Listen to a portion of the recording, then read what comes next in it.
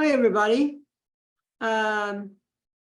We need your name, where you're from, and what would you like to do in your future? And you can put it in chat or put it in on the recording.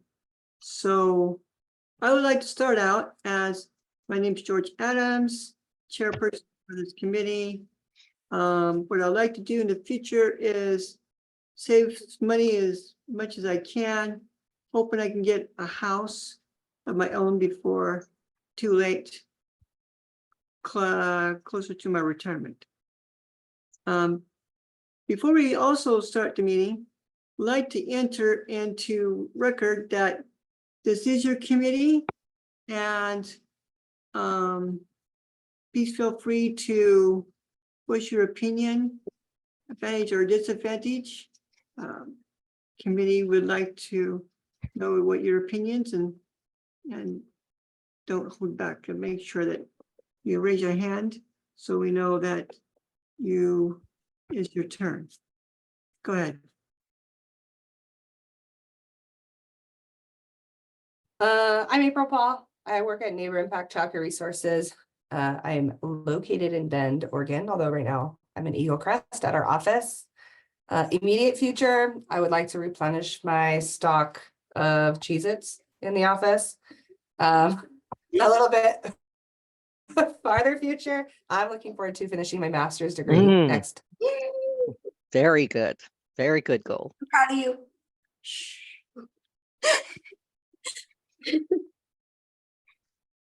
Who would like to go next? I'll go next.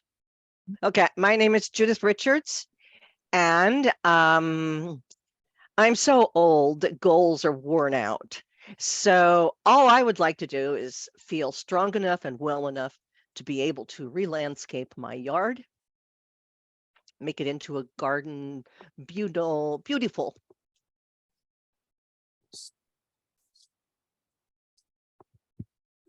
Okay, who would like to go next?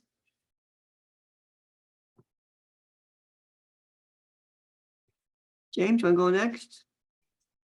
Well, I put mine in the chat, but James Varda and him with the Oregon Eligibility Partnership with ODHS, and definitely talking about traveling more. Where I still haven't been to Banff in Alberta, Canada, and we're actually talking about an overseas trip too. So hopefully this fall. Okay. Anja? Hi, my name is Inje, Asian Health and Service Center, Community Program Coordinator. I would love to live with my parents in Korea. That will be my dream. Thank you. Veronica? Hello, I'm gonna jump onto the traveling bandwagon. I'd love to take my son to Ukraine one day Oh, and go back myself. Good. Dion? Morning, I'm Dion Destin. I'm with OEP. I'm executive support for Jillian Johnson, our executive sponsor. And I was actually typing in the chat, but just since I don't think winning the lottery counts,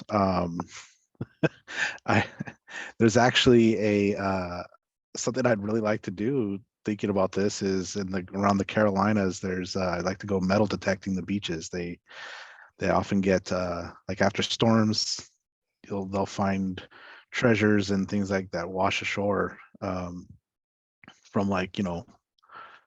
sunken ships and things. And so I'd like to do that actually sometime. Thank you.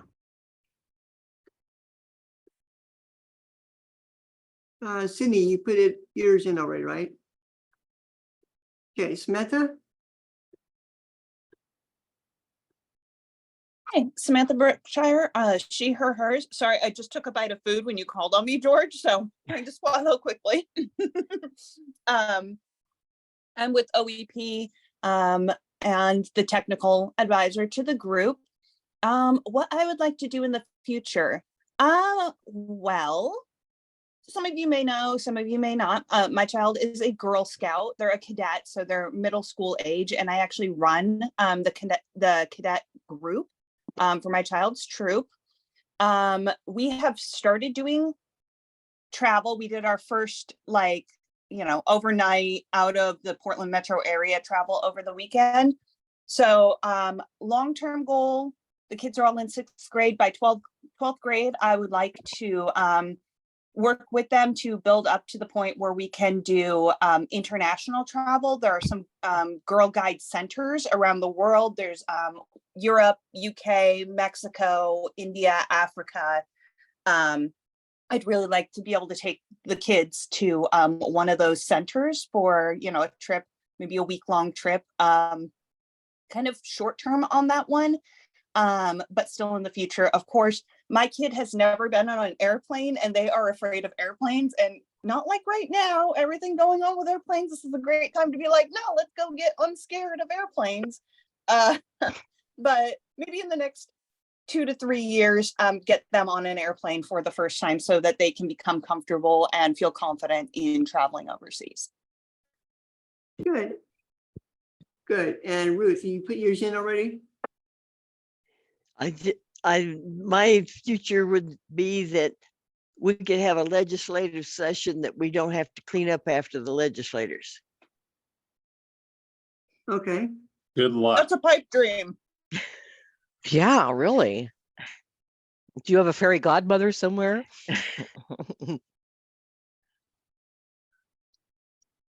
Okay, and who are we missing? Angel? Hi, I'm Angel with the OEP project management team, and I would also like to travel more and buy a house. Hey, the interest rates are, they say, are going to come down. So. Okay. Okay, got that out of the way. So anybody did not, is there anybody I miss? No? Okay. James, take it away. Sure. Well, I'll do some of it here. But just to sort of refresh, these are the things that we have in the hopper that are going forward. We had that rewrite of, excuse me, of the question about liquid resources, try to explain it a little better. And so that's moving forward. In fact, that should have happened in this last build. I think went on schedule, I hope. And then we had 2 other items. One was to simplify the application so people don't have to mark, for each and every child who's guardian, who isn't, as I recall. I could be wrong. And a little improvement in the search tool as for assisters, as they can now search people for their client ID. And in addition, on the next slide, we have a few of the things that we've worked on that, well, a couple of them are moving forward. We've got our message on the dashboard for encouraging non-head of household that they receive a notification to make sure they check their notes. And Samantha, tell me what I'm missing.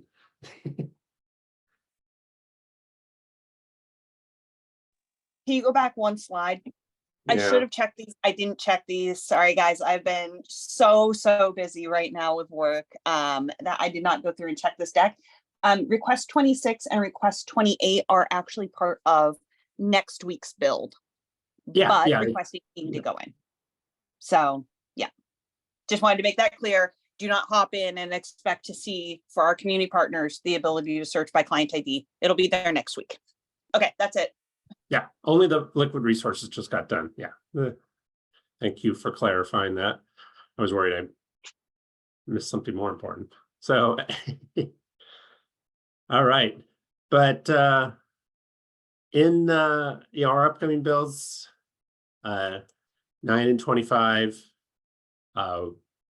pretty excited about these. So as I was talking about that notice for non-head of household to check their messages, and for ERDC clients, I know even though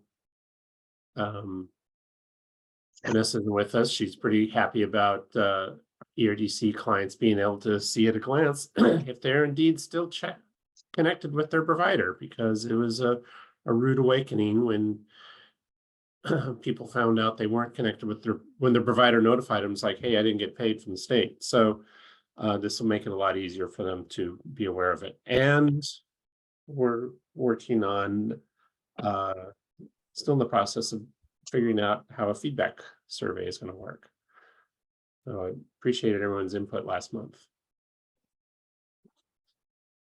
All right, well, and coincidentally, we have, at least we had for a moment, yeah, we have Jillian with us to give her quarterly or so update as to what's going on with OEP and how we can work together on that, on our goals. Hi, Jillian. I welcome you to the committee. George, thank you. Go ahead. All right. So wanted to start with an update around the ONE System survey. So I believe that we are on track for having a static survey link as well as a pop-up that will occur when an individual goes to close out of the ONE applicant portal, come up to with an option for a survey in order to gain additional information. What we really hope to learn is better understanding around accessibility of the system, ease of use, overall experience, who is using the portal and what challenges they are having.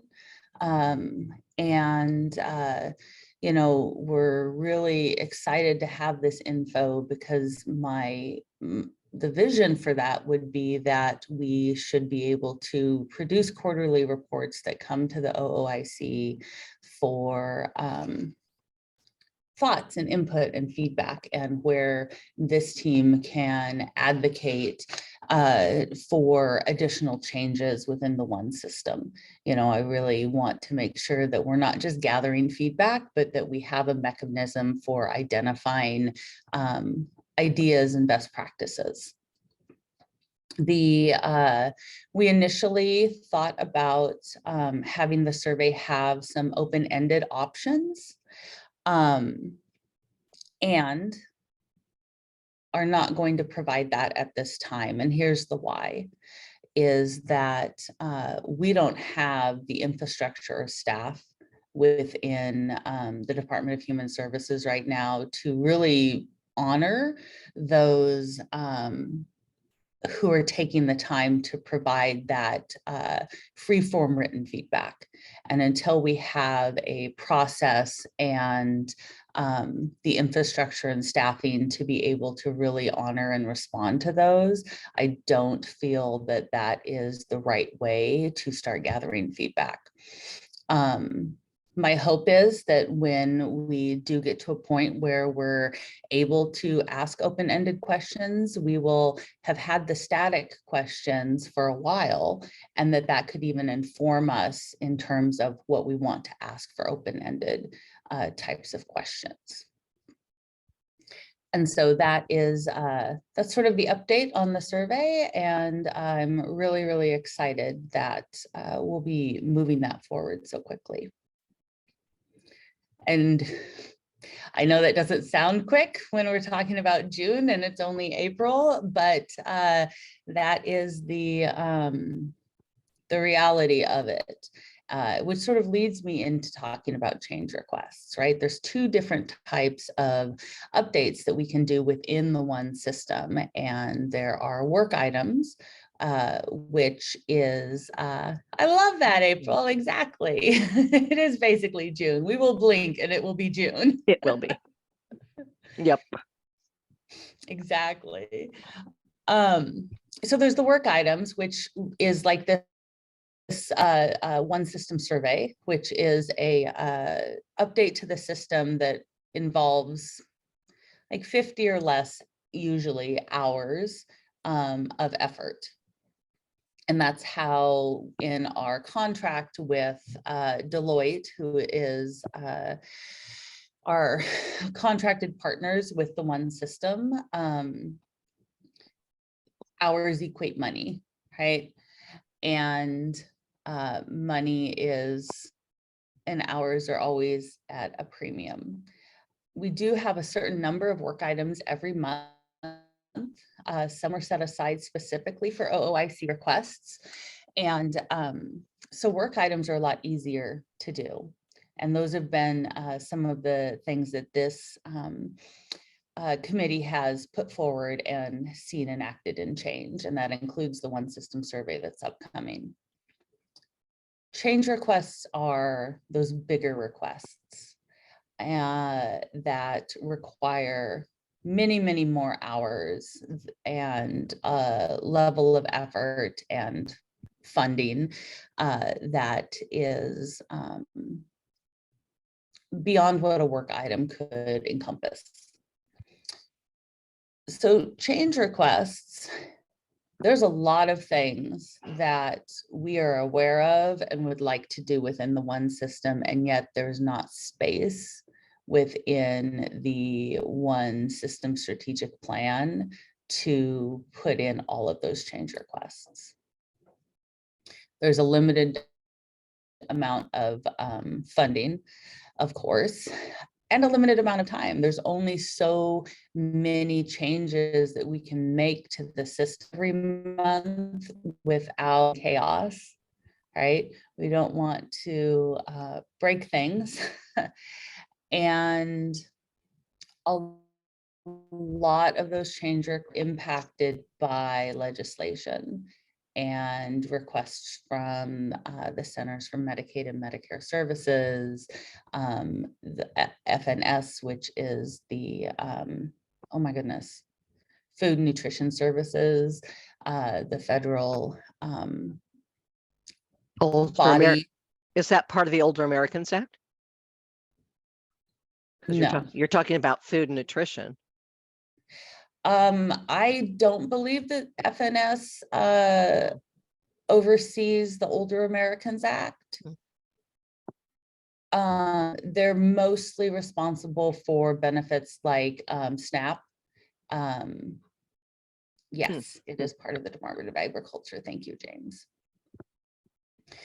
And so, you know, there's, as things change, and policies change, regulations change. It also includes changes to Medicaid through the Oregon Health Authority, such as continuous enrollment, right? We're looking at implementing every 2-year renewals of medical for most individuals receiving Medicaid benefits. Those things require change requests. And there's things that have to happen, and there's things that we'd like to happen. And what we have seen is that there is a lot of things that have to happen, that have to take priority. That being said, how can, when this committee identifies potential change requests, what is the best way to look at advocating and finding space within those systems.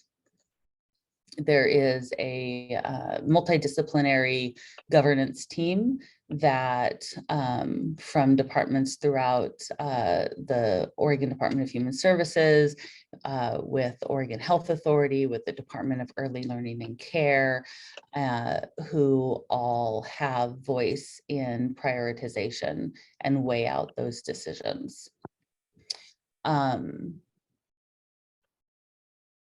How do we, so what does this look like? One of the things that's missing from that governance team is community voice, right? Maybe there is advocacy that I can do internally to say, like, you know, OOIC's been around for, I mean, if June's basically around the corner, then your 1 year anniversary is basically around the corner too.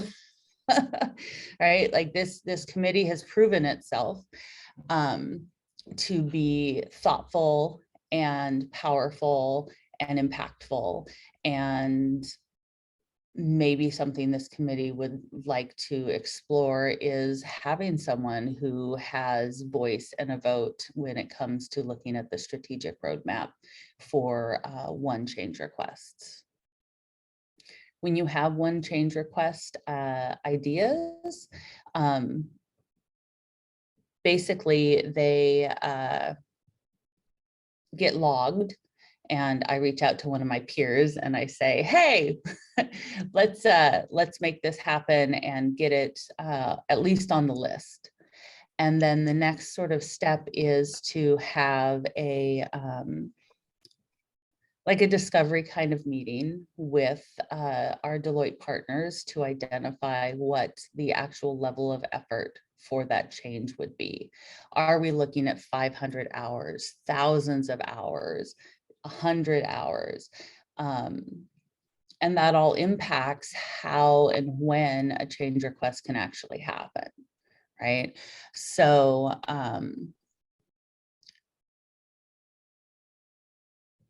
yeah, that's kind of the lay of the land.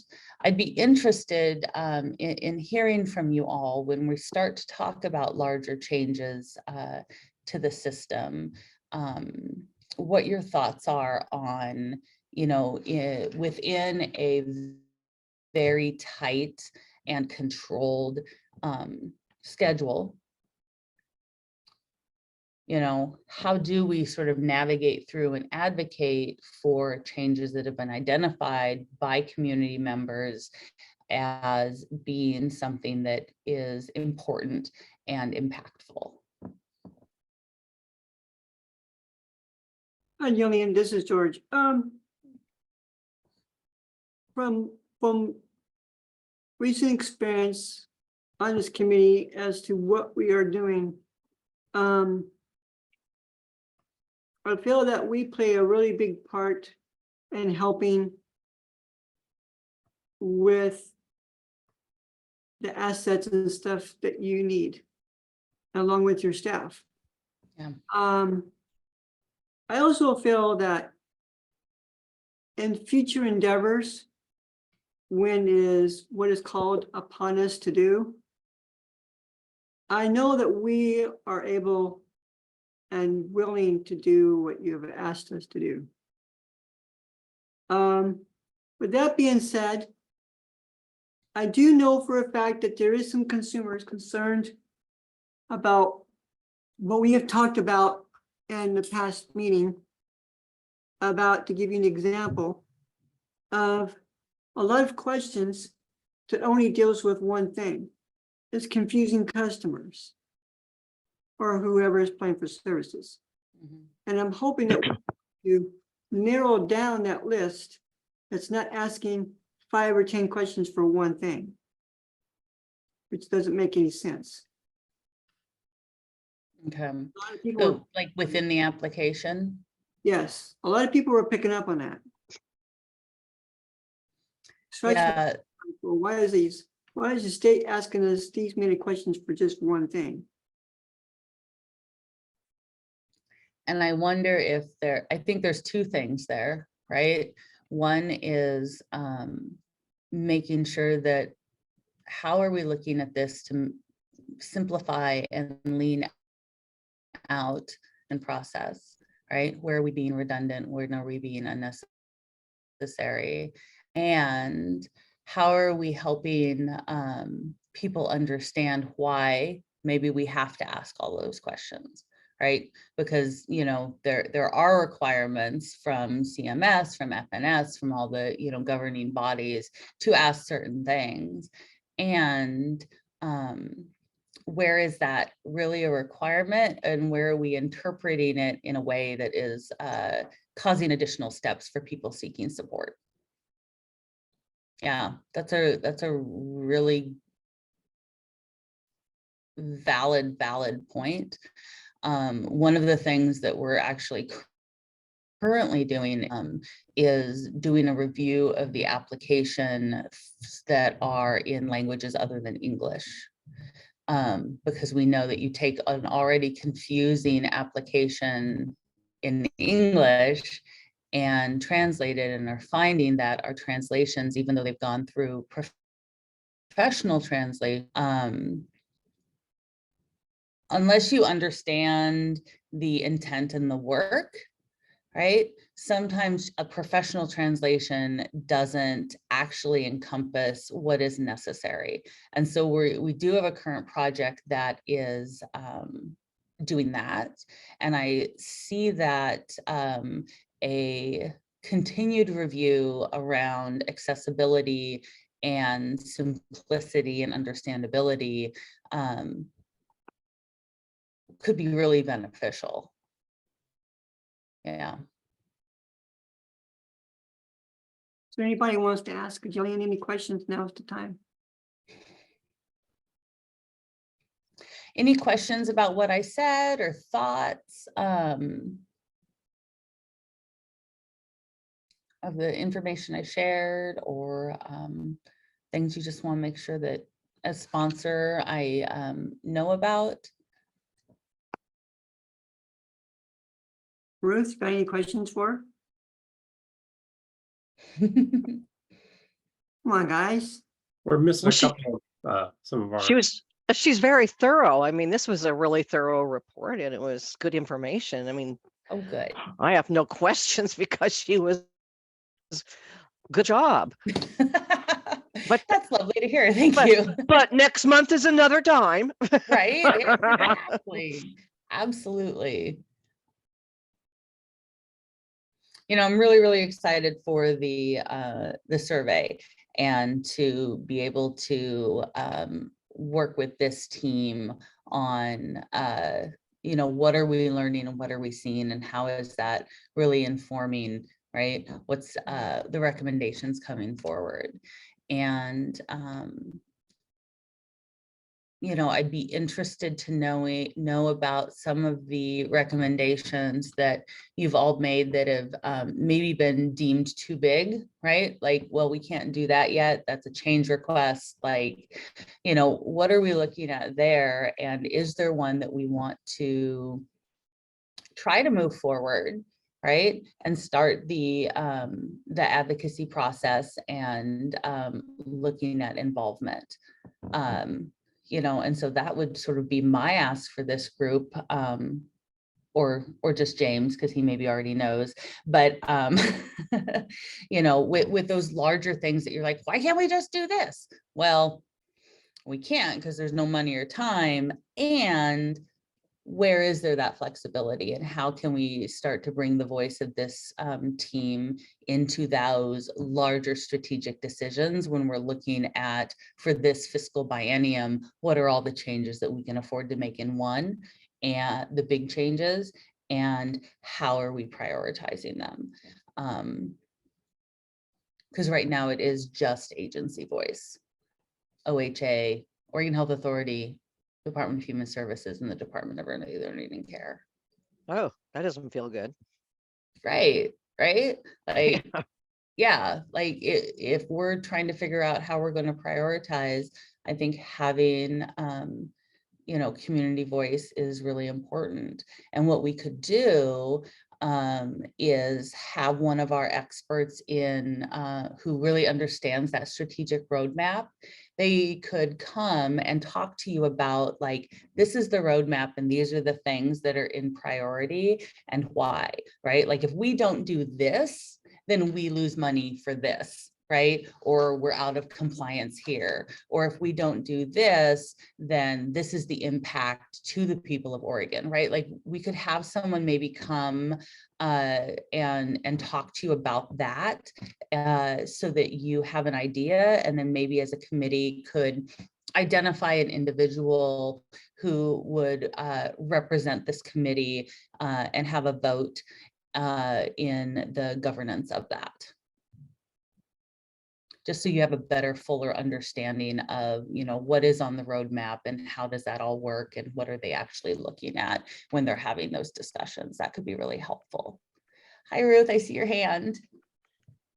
Yes, I'm curious, in working with other agencies, the turnover of employees Yeah. has caused problems in some of the other agencies. And the follow through has not always been good because new people don't always get up to speed right away. Are you guys facing the same kind of situation with trying to set this up? Yeah, we, the Oregon Eligibility Partnership is responsible for the positions, has the positions and funding related to eligibility determinations in the ONE system. So workers that were previously with self-sufficiency programs and aging and people with disabilities programs are being and have transitioned to OEP. There will still remain those individuals within the area agency on aging, the type B transfer AAAs. And what we're seeing is that there is turnover. I believe that we have, for eligibility workers, eligibility specialists, who are the main people that work with people in Oregon to provide food and cash and childcare and medical benefits. They turn over at a rate of about 20% a year. That's really significant. And I am currently sponsoring a project that should be, June is a good month. We're supposed to have a good report around June that's identifying employment trends, right? We want to address retention, but I don't think that we can really address retention until we have an idea of really what's happening. Are people, my understanding is that based on data, most people are promoting internally. Great. Where are they going? Right? Where are they going within the agency? Why? How are we? And why would, you know, if it's not a promotion, then why moving out of that position? What is it about the position, the work culture, all of those different things? And so we're in a, this project is really to look at what are those trends? What is the data we have? What is the information that we have, so that we're not making assumptions about why we have this turnover. And we're really looking at the data to inform the questions, and then we can start engaging staff in a much more informed way to have a better understanding of what we can be doing differently.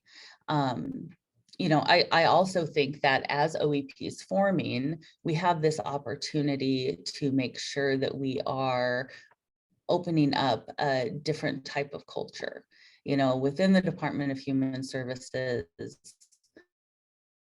You know, we're government, right? There's these people, and it all kind of goes down.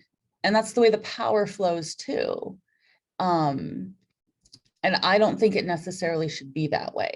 You know, the people doing the work and the people working with the people of Oregon, they should be the ones with the power to enact change and to sort of reverse things. And that's a pretty big cultural shift for an agency like ODHS. But as OEP is forming and these eligibility workers are coming within the OEP purview, it is our responsibility for starting to create structure and spaces that will allow that type of thinking to thrive. And so, you know, there's the one thing, which is what exactly is happening with retention and what's going on, so that we can ask more questions and create a much more strategic plan. At the same time, I think there are things that we can recognize that overall is about our agency that we don't do well, and that really does impact the experience of our staff.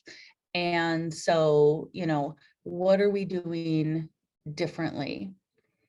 And what can we do differently as an agency to really sort of de-emphasize hierarchy and create a culture that is focused on learning, celebrating mistakes as opportunities, right? Sharing that, having leadership that's willing to be vulnerable and admit that we are imperfect, right?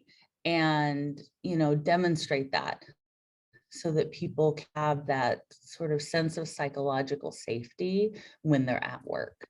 You know, I assume there's elements of Twitter related to things like pay, right? Like there's all of these other layers, also culture, and people will stay in jobs that are maybe not as high paying if they love the work and the culture of where I they agree. work.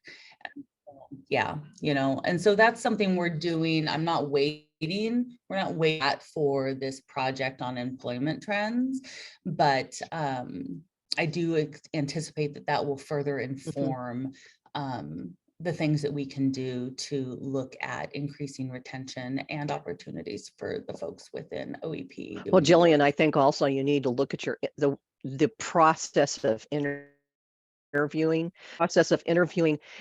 We've been doing the same thing for so many years, and you know, everybody knows what, you know, DHS interviews are going to be like. They know that.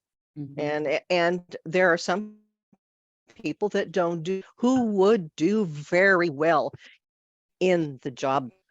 So that's my 2 cents. Yeah, I absolutely agree. And, you know, there's a lot of efforts and interest within ODHS and within OEP specifically. Look at how we're interviewing and what barriers are we creating for people, right? Like if we're asked questions, could somebody who meets the minimum qualifications for this job, but maybe hasn't worked for the agency, could they answer that? True. And then you also you have the people that you've interviewed that you really like, that number one person better. They had a little bit more qualifications. Why not keep those almost made it applications and say, okay, we're going to lean back on those people the next Yeah. round, so that, you know, why keep reinventing the wheel? You've got people, they just keep applying, you know. Yeah, no, Anyway. I think that there's a lot Mhm. of things that can be done, and if we are not, as soon as we think we're doing everything right and that nothing needs improvement, then Nope. we're doing everything wrong, Yeah. right? And that's one of the risks that we run in this agency, and I've seen it time and time again. It's like, this is working. Yeah. Well, is it? Could we do better? Right? Like we should be continuously evolving. Yes. Yeah, I agree, Judith. Yeah. April had her hand up. So April, what would you like to say? Oh, no, I was just clapping. Jillian, He basically was just saying like, applauding for me. I was just applauding Jillian for her basically saying like, power to the people. Yeah. Yeah. Yeah. Well, and that's what this committee is about too. You know, when I started with OEP and realized that all these decisions on how things are changing, that there was no voice of the people who are receiving benefits and the people supporting them, right? Like there was no community voice in how things were being governed. And, you know, then when James started, it was like, hey, we need to fix this, right? And that's what you all are, is your real effort to fix this. And I do think that the next natural step is to, now that we've sort of established around smaller changes, let's move into the bigger changes. Jill, I've been in the biggest management position a long time ago, almost close to an executive. Yeah. But some thoughts I want to maybe run through you. I think that the departments, the one thing that they're really missing is, I feel, is not giving out awards for their achievements. If an employee's not getting an award for their achievement, like coming, if they're not, say like an employee is working really hard and they're coming in every day, really working their butt off, and they get nothing for it. Has nothing to do with salary or pay. Mhm. Just appreciation, knowing that their boss appreciates for what they do. And noticed it. Yeah. Yeah. Mhm. Recognition is really, really important. Mhm.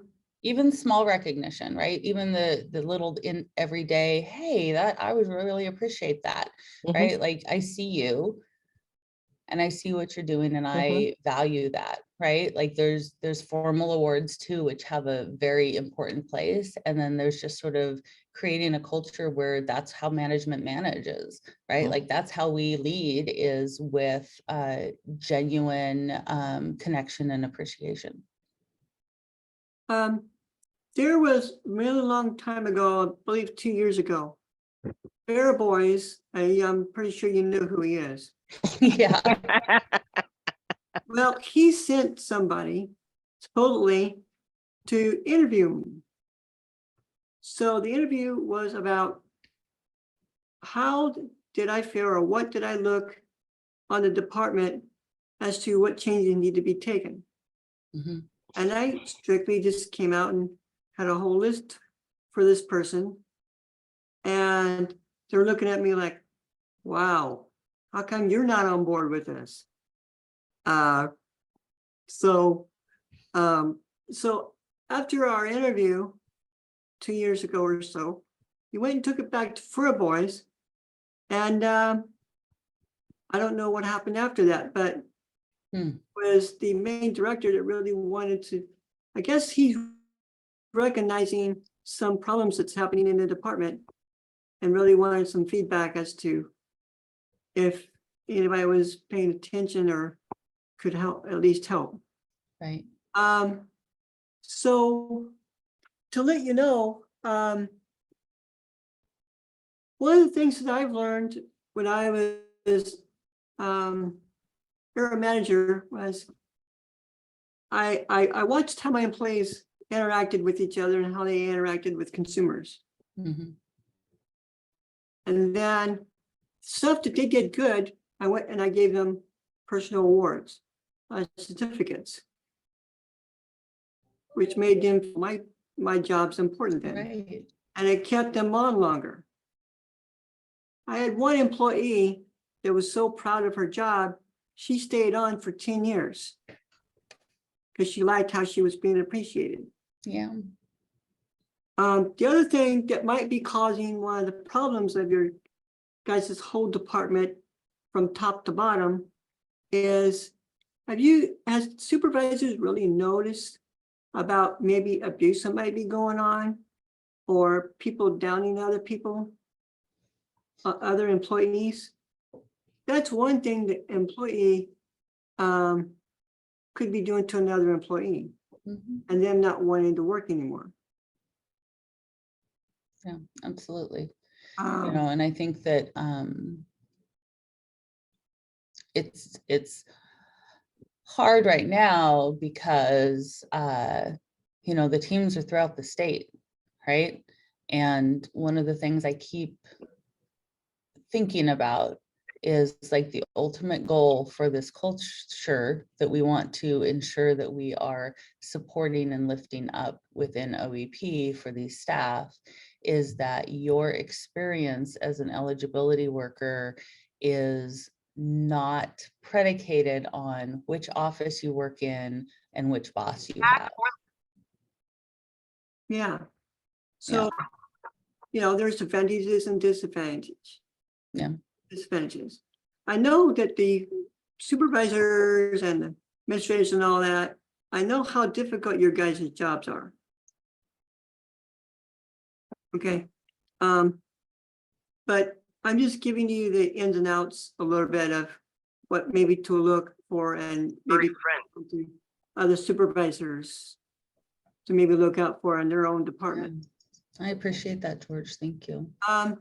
Maybe ask James. Every time when I come on, I give compliments all the time, don't I, James? Well, I didn't get one. Hello. I use. Thanks. I'm blank.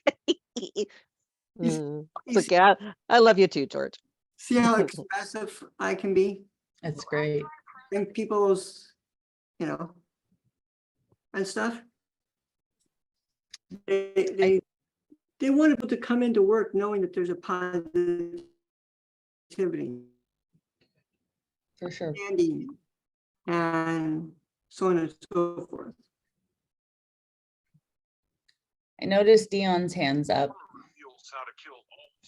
Yeah, I actually, so I've read the time and knowing that Jillian has a hard stop at 11. I did want to try and sort of bring us back a little bit with a question around the sort of the CR piece of it. And so Jillian, the question that I have, and it was something that we had talked about with the group before, is when we have a CR that the committee is really adamant and they want to move forward with, and they want to try and get that into place and get your advocacy for it and things like that. How would it best be, how can we help you help us, right? Like if there is one that we've identified, the group has identified, they want to move forward, would it be best to sort of wrap it all up into a package with a cute little bow, or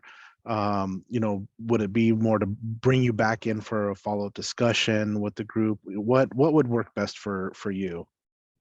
I think that's a great question. I love packages, especially packages with bows.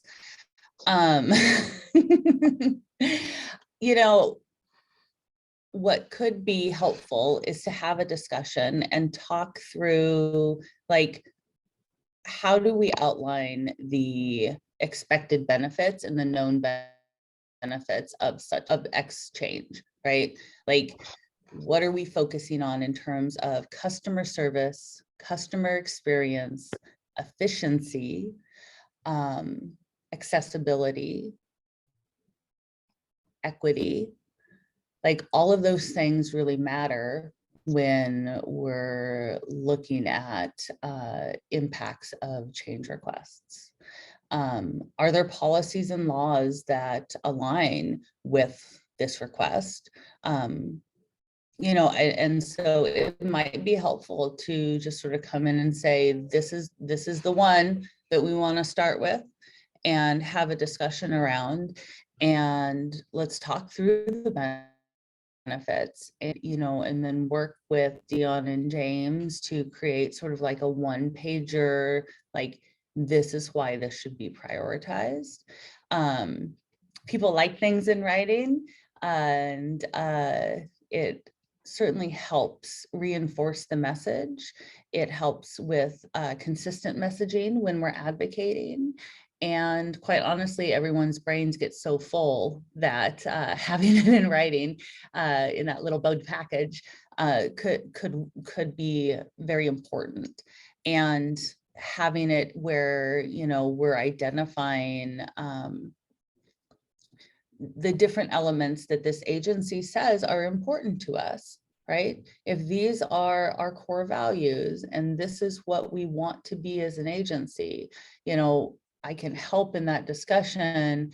And so could James and Dion, but in tying those things back to what we say is important, right?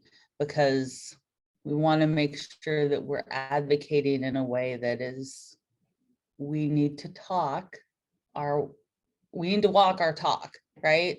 And I think that is the best approach would be, you know, if you are all have identified like this is a change request we want to start looking into and pursuing, then what we can do is schedule a meeting with a connection with Deloitte to really make sure that we understand what the level of effort is. So how big of an ask is this that we're advocating for? You know, is it 500 hours? Is it 6,000? That will matter as well. And then we can work together to formulate what is our advocacy plan? What is our points about why this should be prioritized? And I think that could be a solid approach. And then the more we do it, the less you'll need me, because you will be like, we are now old hats at this. Good luck on that. You are clearly very intelligent people. And I think that we'll get something done. Yay. Well, I think you can all see what an asset Jillian is to our OEP and to our leadership team. So I want to thank Jillian again for coming and joining us. She does have to run for another meeting, so appreciate her time. But as always, if you have questions, send them our way. We'll make sure if she, to answer them. If she needs to, we'll get them to her too. And we will continue thinking about our priorities around change requests and feedback and everything else. But again, thanks for coming by and thanks for the discussion. This was great. Yeah, really appreciate the opportunity to connect with you all this morning. And thank you for, giving your time to this, because it's really incredibly important. And, I know it's a commitment, but it is seen and appreciated. I hope that I was some help to you in the management field. Of course, George. All right. Thank you, everybody. Have a great day. All right. And welcome to Vixen. I know she had a conflict earlier, but I'm glad you were able to join us. James, Yeah, George. just for the record, can we have Vixen tell us about what her future is? Yes, Vixen, you missed our icebreaker. What are you hoping to do in the future? Like, I'm hoping to still be alive in the future. Yay. I don't know. Like, what content is the future? Can we because yesterday was April 8th and the world was supposed to end. And so I feel like being here today is like kudos to the future, but People talk about traveling or buying a home or finishing their degree, things like that. oh. I hope to retire and enjoy retirement is what I really hope to do, because my background picture is actually a year ago, it was bare land, and now it sits a cabin that is off grid. And my husband and I and my children built it, and my dad and my brother over the last late summer and through the winter. We've been going out every weekend when we can and building, finishing the inside. And so my goal is to be able to retire and enjoy that before I lose life, I guess. But my daughter is a rodeo queen. She's a sister's rodeo queen in Oregon right now.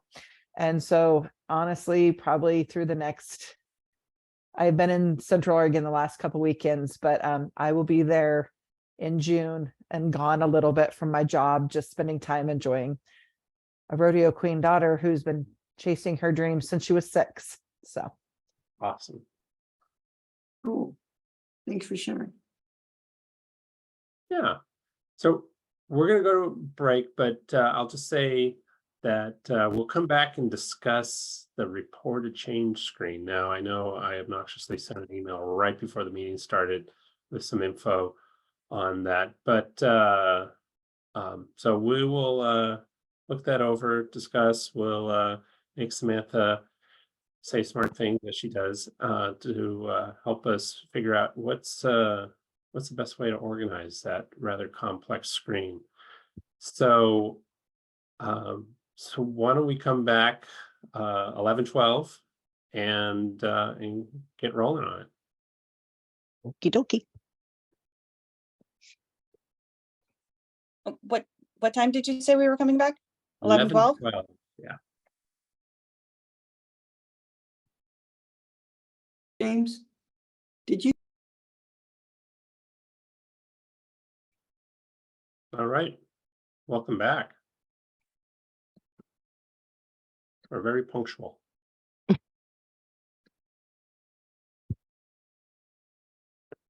George, anything before we step into the next item on the agenda? Yeah, would like to mention very quickly that my charging station idea has now gone from 108 to now 135. It's growing tremendously, and by the end of March, it's estimated to go to 175. Yay, George, we're real proud of you. And then by June, it's estimated to go to 450. Wow. In Curry County and the Ocean Beach along the ocean side is now asking my friend about how to go about doing this type of thing in their areas now. Like Curry County.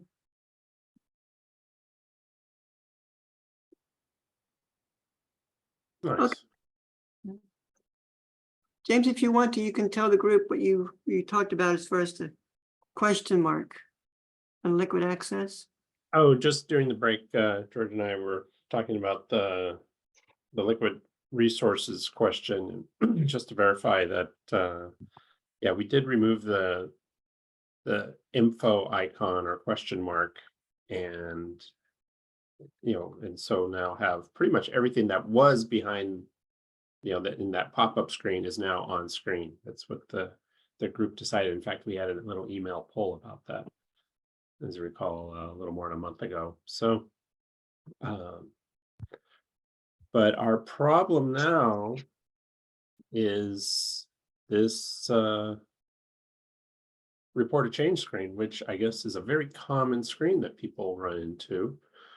And it's ridiculously long, all the different possibilities for it. So should we share what it looks like now? Would that be helpful? Yes. Okay. I'll get my glasses on. Angel, do you have that ready? Or yeah, looks. I mean, well, this is some of the suggestion we have right now. And Is this the right document? here, why don't I have something up right now that I can just share, and then we can Okay. switch over to that document. The one you just sent out really had some good Yeah. information on it. And that's what Angel was sharing, actually. I just wanted to show you what we're up against right now as a reminder. This is the existing screen where Mhm. it's really hard to find what you're looking for. And this is if you're in all the programs too. It's a smaller number of options if it's like only TANF or only OHP or things like that. But this morning, Samantha put together a spreadsheet that that was sent out to you all, and Angel, if you go ahead and share that you had up, just so we can start talking about how to best divide it up. Now, last month, one decision that was reached was to let's divide it up by whatever page you get navigated to, that you get sent to if you click on that. And Can that be so, done? well, that's up. Yeah, we certainly can. It's just a question of if that's what you think is best. And Angel, go ahead and go to the All Program tab so we can see the big mess of stuff. Yeah. So this is one way to think of it. And Samantha, you want to talk about your thinking on this? Yeah, so like James mentioned, I did not spell navigate. Ignore that I didn't spell navigate correctly on this tab. Now I can't unsee it, you guys. Please ignore that. So yeah, we what I kind of did was pull together and clump things together that go to the same place. The challenge, of course, is and I think we talked about this when we've done a walkthrough of the ONE online portal, and of course people who have used it are aware. There are all of these like kind of one-off screens that happen before we get to the first gate post. So for a lot of these, there was just like no single spot we could send everybody to. For example, household member information, case contact information, disability information, household relationship information. There was like no gate post where we could send them that would encompass all four of those screens that I just read on. We just for all of the income questions, whether it's money from work, money from sources other than working, money from self-employed, owning your own business, money from what we call specific incomes. Those have what we call a gate post where we ask about all four of those. So regardless of what kind of income you're reporting a change to, we can always just send you to the income gate post. So what I did was I tried to clump them together by landing spot. In our absolute worst case scenario, which is somebody who has all four programs on their case. So that would be SNAP, cash, ERDC, and non-Magi medical, because I had more screens than Magi medical. So non-Magi medical, worst case, we dropped it from 23 questions to 17 questions. Now, of course, most people don't have all four programs, right? Like, just because of the nuances of the programs, we do not typically have households where somebody has both, where the household has SNAP and cash assistance and ERDC, because they're kind of mutually exclusive programs. Well, I'm sorry. My office door just opened quite suddenly, and it was my cat. He just kicked the door open, and it was terrifying because I couldn't see him coming in. So sorry about that. So yeah, we will not have many situations. Most situations, they will not still have 17 questions, but I think, it bears asking, like, do we need to try to pare this down some more? And if yes, how do we want to try to do that? One suggestion I've heard is to clump to make, I don't know, how do I want to say this? Well, actually, that's not going to reduce it anymore. So never mind. As I thought about it, it's not going to work. We have at most 17 questions now that are going to come up. So do we want to continue trying to clump them together, understanding that like the landing screens would be different? Do we want to try to wordsmith them? Do we want to try to work on the order of them to make our most common things up at the top and our least common things kind of down at the bottom, or put them in some other order, like where they appear in the application, etc. Looking for your guys' thoughts, feedback on this, how we want to move next. Well, this is George. I think the important thing should be on the top and less important on the bottom.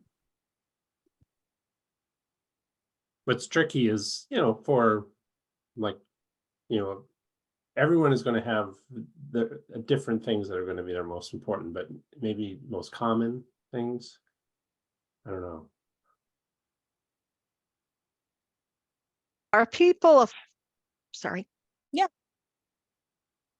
Well, Go ahead, are, Judith. are people intimidated by answering some questions because they're afraid that it might disqualify them? Well, I've heard some people say that some of these questions are intrusive. Well, hey, that's the price of it. But, I look at some questions and I'm like, oh, how do I answer that without getting in trouble? I don't want to disqualify myself if I answer this question that way. So, and this program right here, this page, these 10 are far better than the other one that we looked at, older bought a car in the last 60 days. And I'm like, okay, how are they going to know if I sold a car? It was only $50. It was an old junker in my yard. Do I answer that? That's just me. I know, but okay. No, I hear what you're saying, Judith. Definitely. Like concerns, people want to make sure they answer things truthfully, but they don't want to say something in a way that will get them disqualified Right. because of a Yeah. misunderstanding. Yeah. But I think the questions on this particular, this is the one that you redid. It's very clean. Is there anybody else that objects to anything in here? I mean, I'm reading this like I was taking, I was answering this and I needed help. And I don't see anything here that I think that I would be offended at, George. I don't think there's anything there that's intrusive. The only thing is I need to change my tax filing status, that's only because we have the ability to help them with that. And but Yeah, I think I need to rewrite that one because it's not even really like it has nothing to do with the way that the IRS sees your tax filing status. It's almost like I report that I will file my taxes differently from what I told you before. So I still need to wordsmith these for sure. There's a little more massaging that needs to happen, but I honestly felt a little dismayed that I only got it down to like 17. When I first read this, it really hit me that these are for the people that are able to fill out the forms and to do all this work. And I think of what's happening with case managers and making these changes, and the fact that people that are being case managed are losing services because the case managers don't answer these questions. That's right. That's true. That's very true, Ruth. Yes. Yes. So I have a hard time here handling, if we expect the people to do this, why are we not expecting case managers to do it too?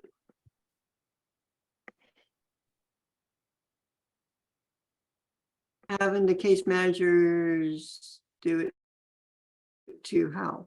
Well, to fill out the forms when there's changes. And I know people that have lost months of food stamps because somebody didn't tell them that the person had moved back into their place and the one system still had them in a nursing home. And so so they say they lost everything that they had banked in their food stamp bank, right? Well, no, they lost 3 months of getting food stamps. Oh boy. And so I'm wondering, there's just two things. We got people here that are taking care of their own situations, but at the same time, we've got a whole nother sector that needs to be answering these questions that aren't. So what would you suggest?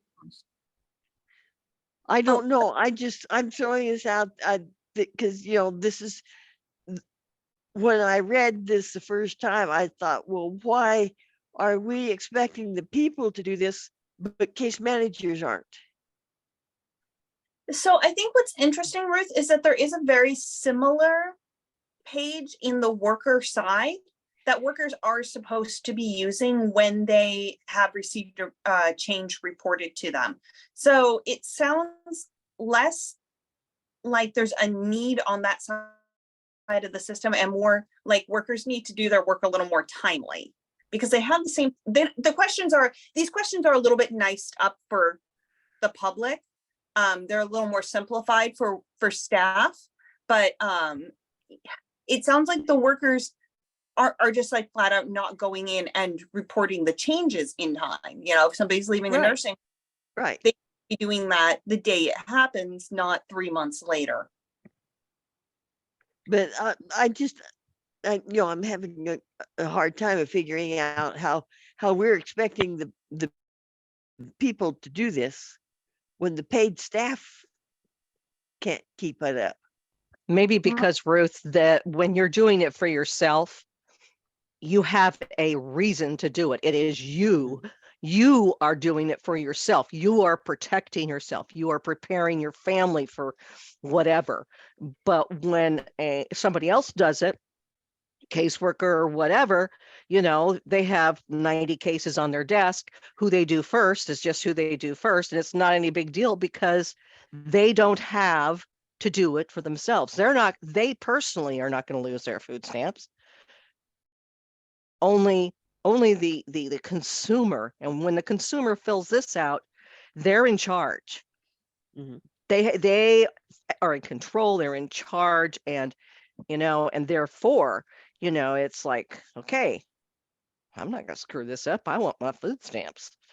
Well, then Yeah. do we need to make this available to the people that are getting managed care so that they can fill this out themselves? Do you think people, managed care? Okay, managed care. Yeah, that's an interesting question. I mean, it is technically available to them. The barrier is, of course, their level of comfort and desire to self-service, right? Right. For example, my dad is 87. Does he have an account? Yes. Does he use it? No. What does he do? Sends me a text message. Hello, Samantha Brookshire. This is your dad. Blah, blah, blah, blah, blah. And then I go do it for him. So, right, it's available to them, and we can make all the changes we need to make it a more viable option. But there is always going to be people who just don't have a level of comfort with technology that Right. won't want self-service. So we have to, let's take the opportunity and make it as good for them as we can, and then hope that it works for them. And for those who don't, maybe more people moving to self-service will free up those case managers to be able to work for the people who don't have the ability or the desire to self-service a little bit faster. Yeah. So Angie, Vixen, Sydney, April, Veronica, what do you all think?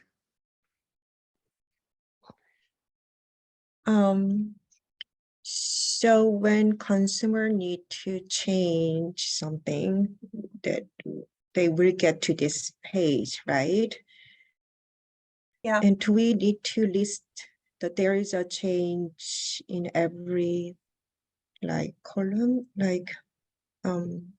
It just seems, to me, it's just, there's just a lot of words. And when I look at it, I kind of have to really look for it because there are just so many words. And I'm wondering if we can just simplify, the members of household change. This includes this, or change of my physical mailing address or contact information, instead of there is a change.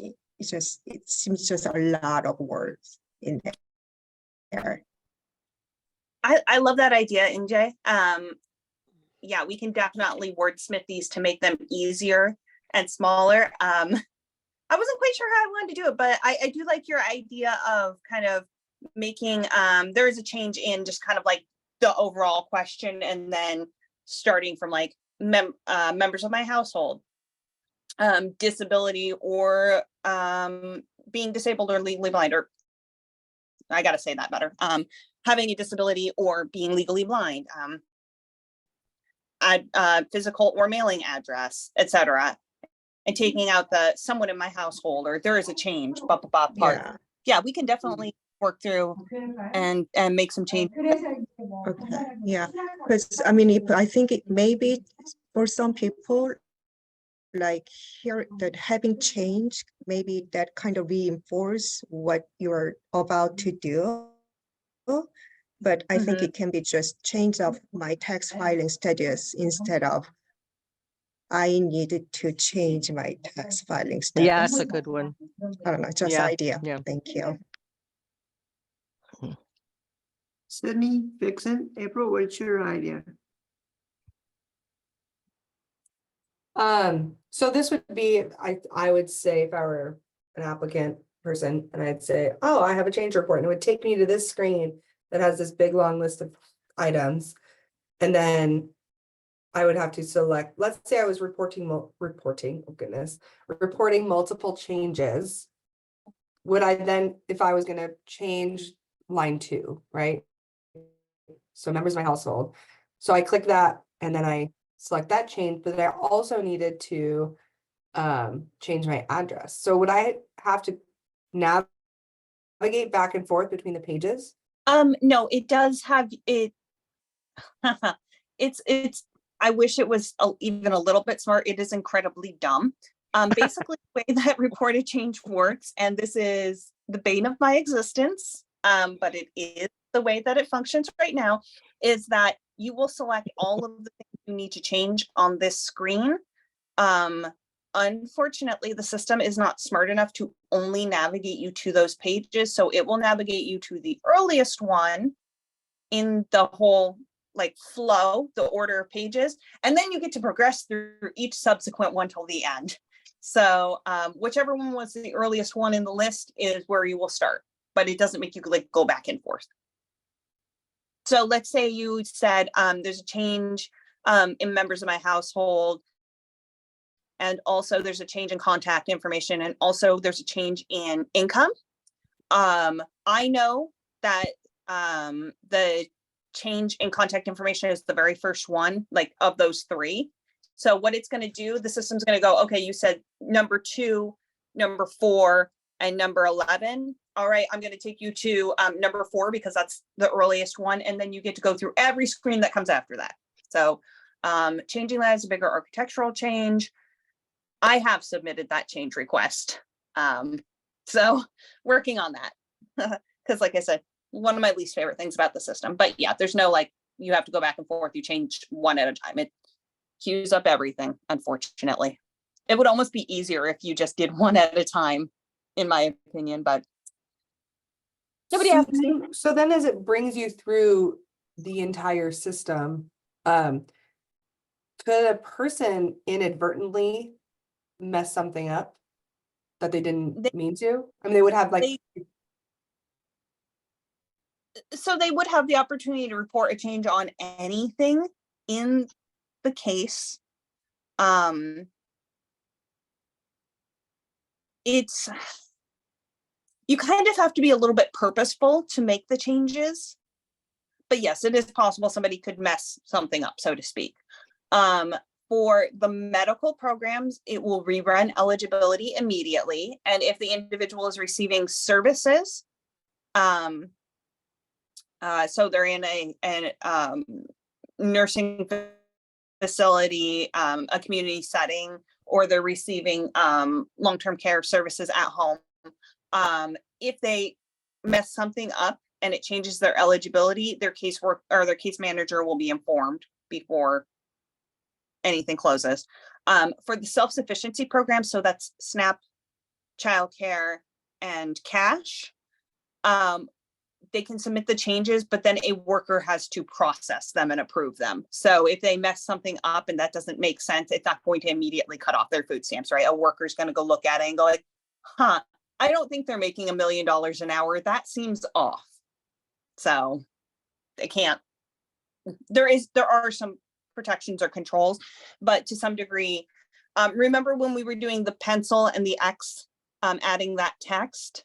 Mhm. Have existing information, you have to be very purposeful and you have to be trying to make changes. So you can, but it's not the easiest thing. I think, in my opinion, when they go to do this, there also should be a plan B, just in case it messes up their cases.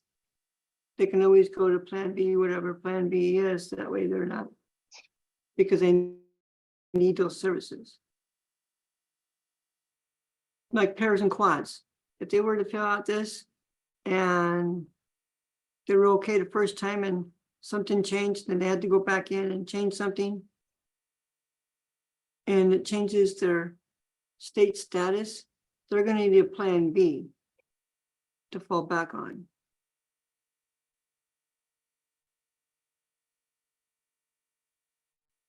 I'm not sure how that would look. You know, you report a change, and hopefully then if it's going to be changing your benefits in a dramatic fashion, the system would let you know. Maybe, I don't know.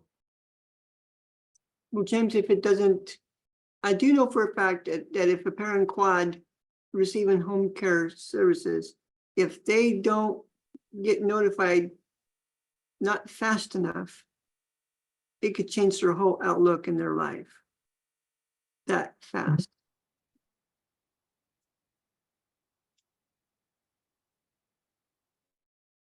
They need that safety net.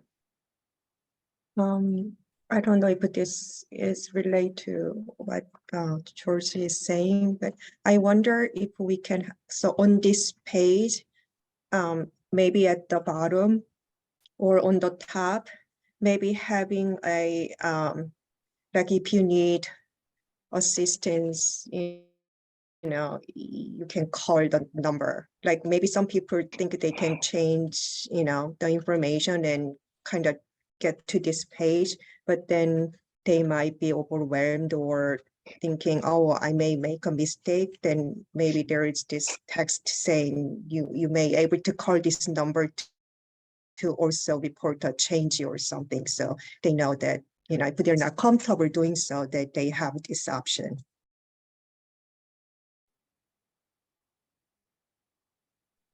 I'm guessing if someone is intimidated, they just drop off, you know, and then they will call the customer service center. And Yeah, we kind of assume they know that, but like, you know, many of my members, they don't really know that. Like they, you know, yeah. Anyway, I think it's good to have that to just remind them. So I don't know. Yeah, just idea. No, I don't think that's a bad idea. We do have some lead-in text, and I can't remember exactly what it says. Angel, can you go back to the original screenshot of that screen that I sent over? I think it includes all of the lead. I was the one that shared it earlier, so I still have it up here.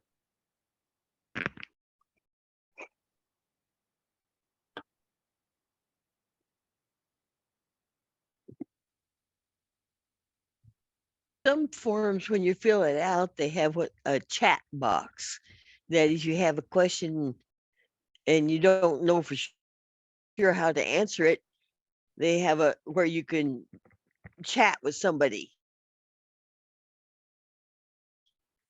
Is there any possibility of doing it? We have a chatbot with a limited number of AI generated responses, but it's not staff chat. We're working towards that. We do have a license to start that, but we're going to pilot it at computers that are in office lobbies, basically. So it'll be a couple of years before we get that, Ruth.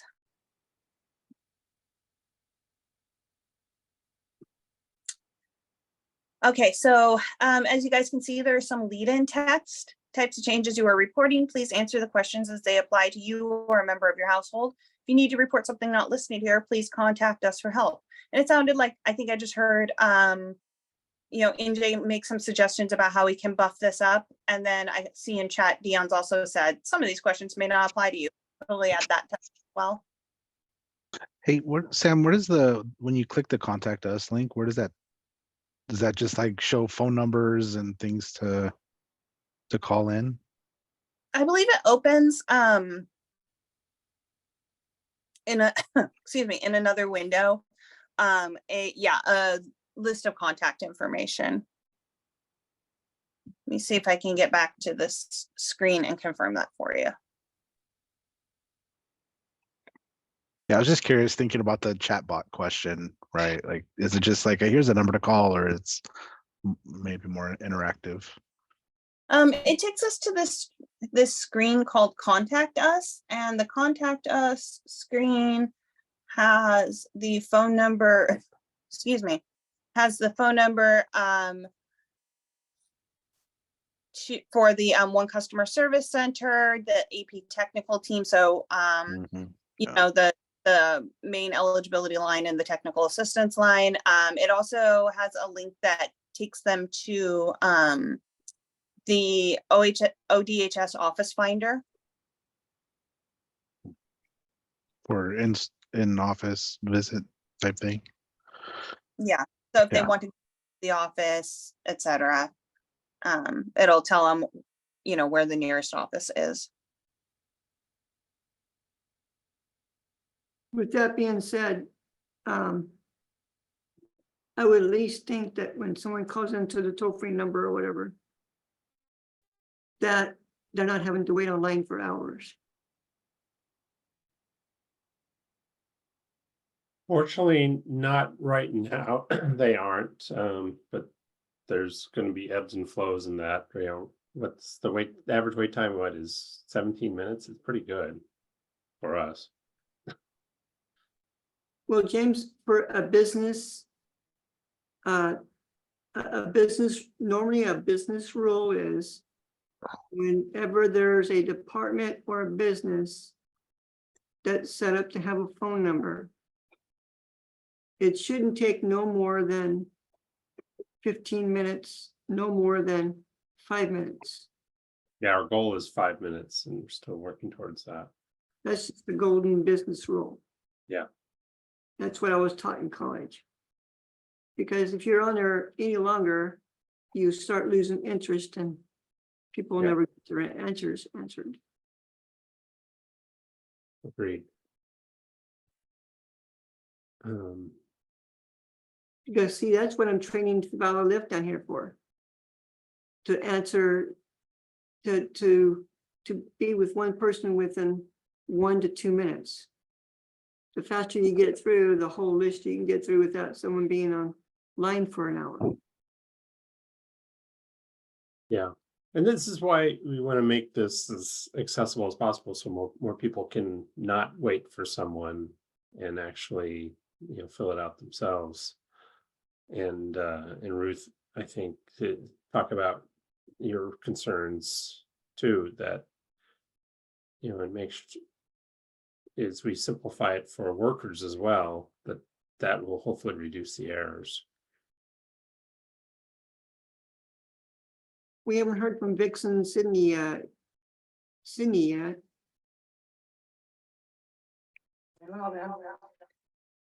Yeah.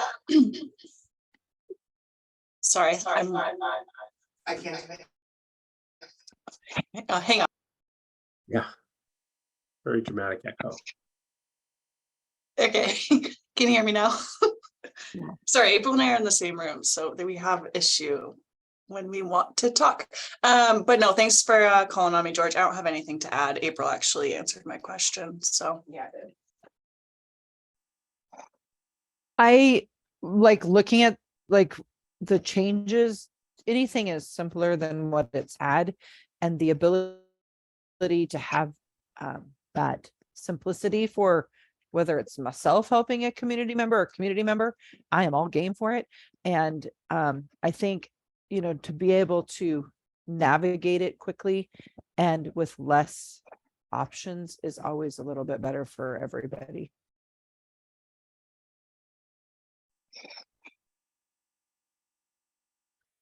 Do we have any thoughts, or I know we're running really low on time.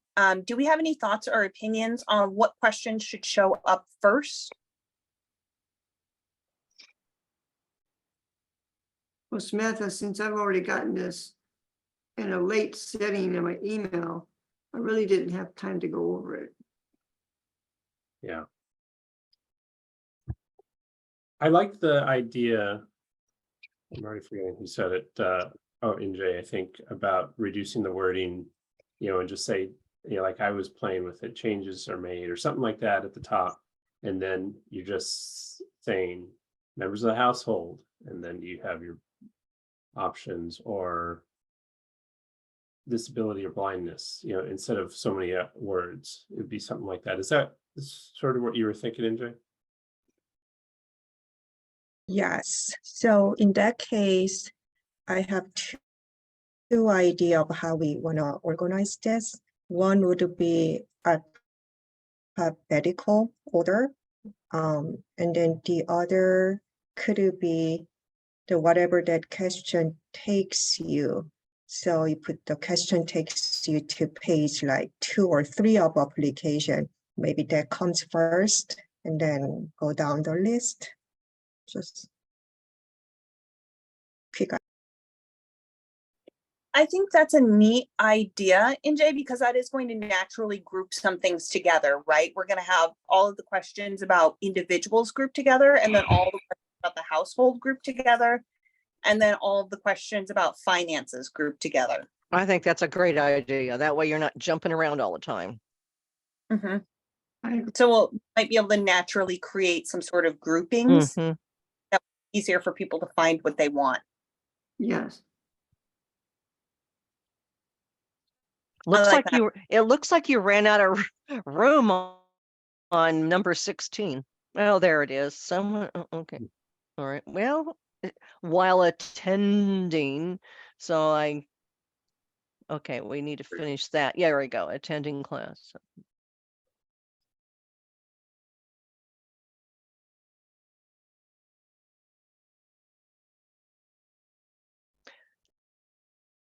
From what I'm seeing, it looks okay.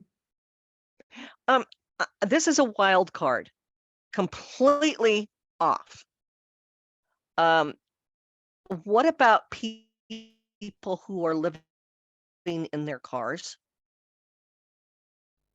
Does this, would this be something they would be filling out? And if so, how do we know that they're living in a car?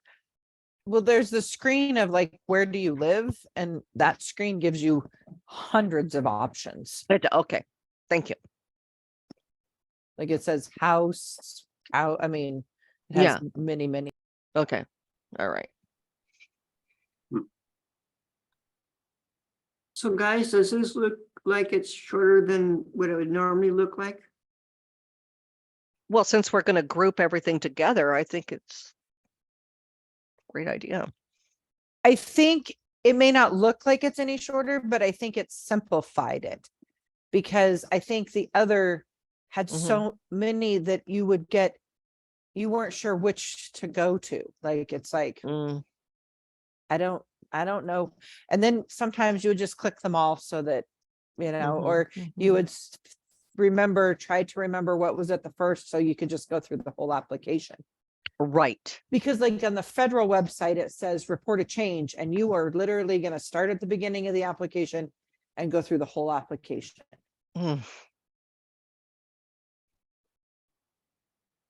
So the next question would be, do you all guys see this as answering one question, grouping into one another question? Like the same question, asking the same.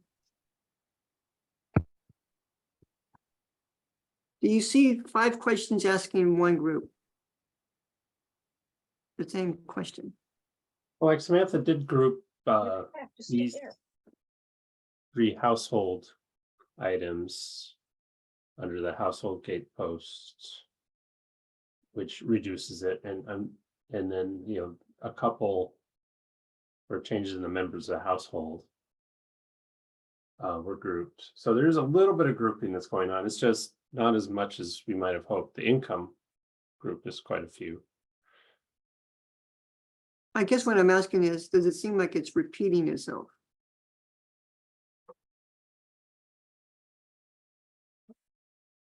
It sure seems like it's repeating itself, but there's different nuances that the different programs require is what I think we run into.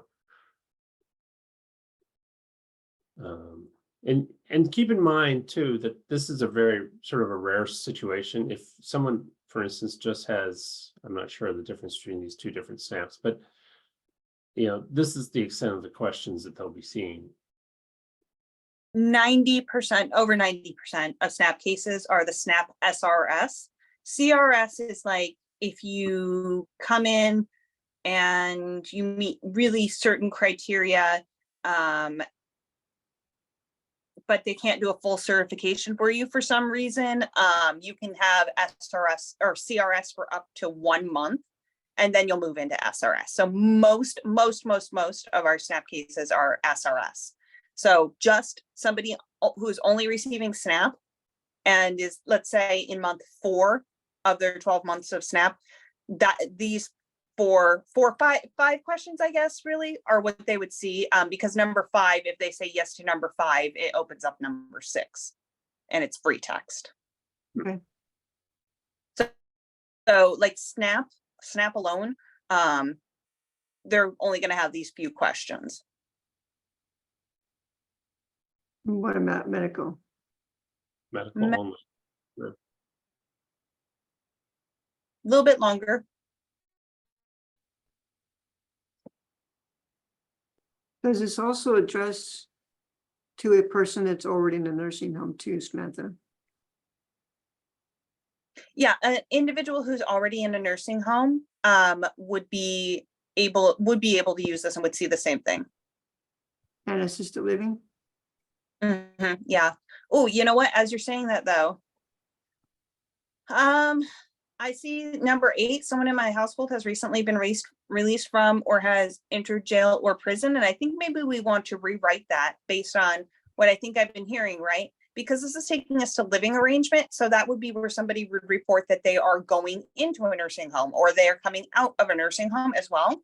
So I think maybe what we should do is make this one a little bit more generic and then add the specific examples of released from or entering jail or prison, moving into or moving out of a nursing facility, things like that. So But there again, this goes back to what I'm saying about that case managers usually handle these kind of issues because when they're in a nursing home, they have a case manager, but the case manager is not answering these questions and getting the changes made so the person goes without. So there's somewhere here, there's a step missing that we're leaving a big gaping hole.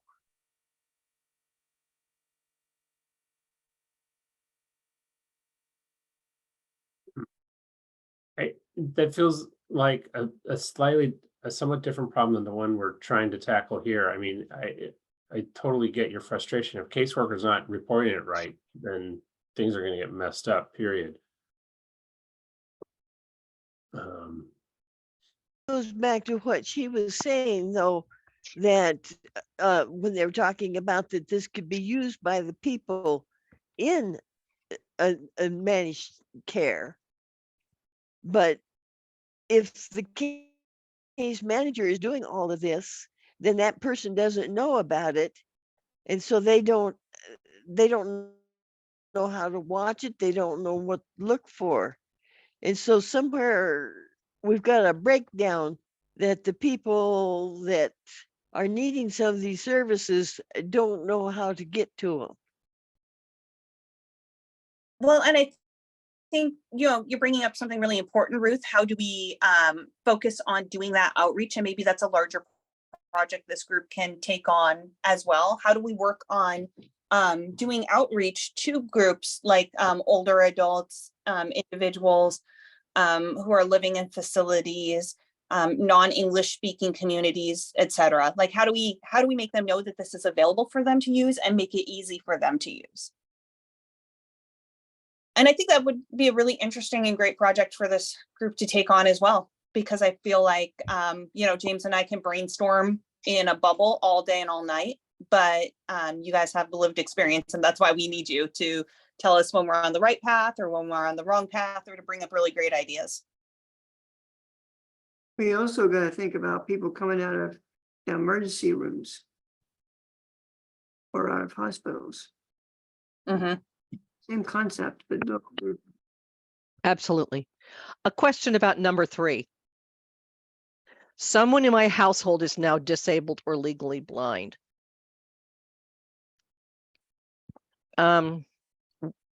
Disabled.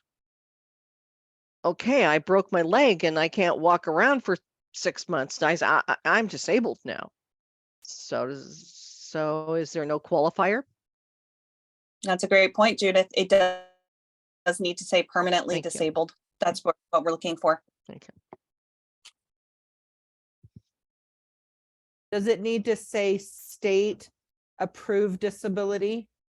Because if you're a veteran and you have veterans disability, it is different Mhm. than, because they're permanently disabled, but that is not the same criteria as disability through Social Security and the state. So yeah, and you're making a great point, Vixen. The state goes off of the Social Security definition of disabled. So I don't know how we massage it to say, well, I do kind of know, but I have to think about it so that we don't make it really, really long and complicated, right? We do want this to be simple and easy to digest. So permanently disabled per SSA definition is what I'll put in my notes, and then I'll wordsmith that to make it maybe hopefully less awful to read. No, I see the right-hand column says disability details. Mm-hmm. Yeah, you go to a Yeah. page that will have more Yeah. information and criteria. Right. Okay. Maybe is veterans in there in any way? Let me actually go to that screen and look at what the definition has. So,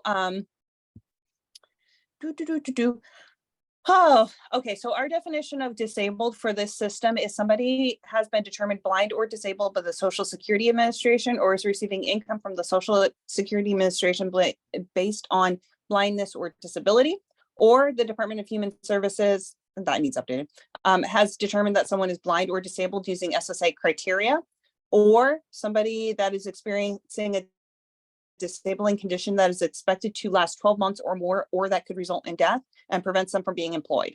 There's no hearing impaired in there. Hearing impaired is not part of it, no. Okay, thank you. What about putting some in there? Samantha, with the veteran classifying from, like the VA Dom here.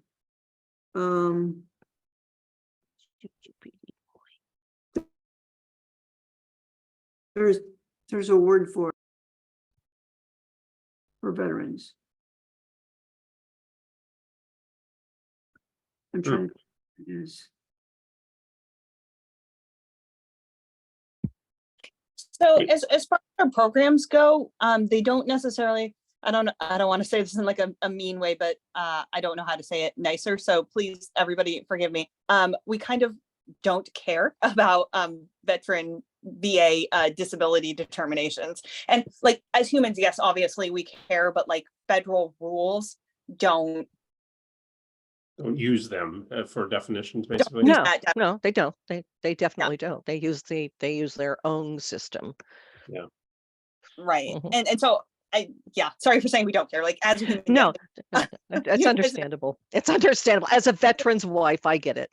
the Yeah. rules do not care about that in particular. And I don't want to collect information. We actually are restricted by law from collecting information that we don't require to make our determination. So if the VA has determined disability, we wouldn't collect that unless SSA has also determined disability. So Okay. We're actually over time now, and A few of us have other things that we have to do too, but this is a good discussion and obviously one that we're gonna have to create some materials for the next meeting to actually get you, ahead of time. So we can discuss further, but like I said, this is really good. We also have a work item that's that we didn't get to, but since we're booked out through June, I think we're not in a huge rush, but we should talk about it next meeting. But like I said, we'll get some of these notes together and try a rewrite of this with these ideas. Can I Okay. ask Yeah, James why we didn't get this like a week in advance? because we were not organized and we should have done that, but we simply didn't. Because they have It- other things to do. It's Uh, don't even, it's not on James at all. It's 100% on me, George. A project that was supposed to be done in January got spicy again last month. And I have been in 6 to 8 hours a day of meetings that for a topic that should have been done. So it's 100% on me. And then I even meant to work on it this weekend and didn't get to it. So it's me. I'm the trouble. You're Sorry. right. Okay, so can we pass this on to the next meeting in May? Yep. Yep, and I'll come back. So my action items are, I'm going to organize them a little bit. And I think, maybe look at both alphabetical and order of the flow, so that I'll bring 2 samples back, see if we like those. And also to simplify the text of the questions, and to, there was that lead-in text at the top that kind of explained what to do on the page, try to build that out a little bit more. So I'll bring us back some suggestions to react to for the next meeting. Okay, now I want to congratulate you, Samantha, for changing the liquidation with no check mark. Absolutely, yeah. No, I mean, you guys said that's what you wanted, so we got it done. That's what I'm here for. So James, without me not having the agenda, what is the others on the bottom? You guys got an agenda, right? Can you pull it up? Oh, yeah. Well, like I mentioned, we didn't get to the work item request 40 Okay, for college students. That was the only other thing. But otherwise, we will be getting, in a more timely fashion, a new draft of these requests for change items, and hopefully we can get to something that we can submit next month. so have we gone over 40 already? No, we have. So we're right at 40. Yeah, that's. There's been no. Oh, there's a few others, but they turn out to be duplicates or change requests of other items, or maybe even sort of out of the purview of this group. Since We don't have anything for the rest of the month, do we? No, sadly Okay. enough. Well, Ruth and I are going to be really busy at the end of the month, so I just thought I'd put that out there. Okay, and so James is, if I understand it right, this group is going to be extending past June of this year, right? Oh yeah, we are merrily going to be keep meeting every month. Okay. And what other else am I, I think that's pretty much it. Yep. So All right. Oh, I will see you all, I will see you all in May's meeting. So, All righty. so George. meeting adjourned.